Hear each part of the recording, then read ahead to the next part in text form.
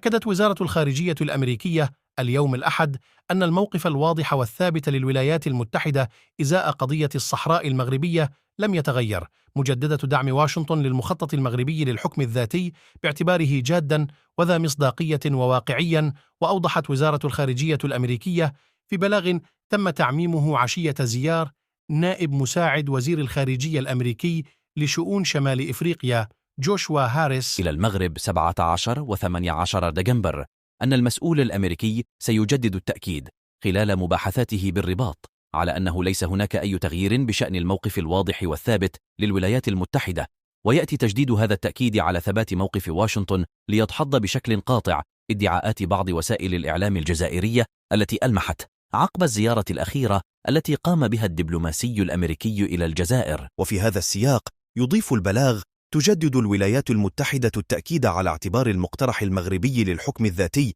جاداً وذا مصداقية وواقعية. وخلص البلاغ إلى أن زيارة نائب مساعد وزير الخارجية الأمريكي لشؤون شمال إفريقيا إلى الرباط ستركز أيضاً على تعزيز الشراكة بين الولايات المتحدة والمغرب وعدد من الأولويات في مجال الأمن الإقليمي.